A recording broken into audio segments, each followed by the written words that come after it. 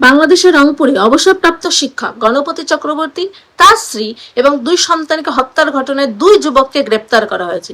পুলিশের দাবি ইয়াবা সেবনে বাধা দেওয়ায় কেন্দ্র করে এই হত্যাকাণ্ড। কিন্তু এখানে উঠছে একাধিক প্রশ্ন। হত্যার ঘটনার পর 24 ঘন্টা পুলিশ পাহারা থাকা সত্ত্বেও বাড়ির ছাদে পানি পড়ে যাওয়ার ঘটনাটি ইতিমধ্যেই অভিযোগ উঠেছে। আলামত কি তাহলে নষ্ট হয়ে গেল?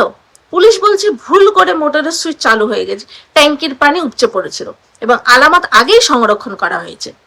অন্যদিকে গ্রেপ্তার হওয়া সিদ্ধার্থের পরিবারের পক্ষ থেকে দাবি করা হচ্ছে তাকে ফাঁসানো হতে পারে। আবার পুলিশ বলছে দুই আসামি হত্যার সঙ্গে জড়িত এবং তারা আদালতে স্বীকারোক্তিমূলক জবাববন্দিও দিয়েছে। তাহলে আসল সত্যিটা কি?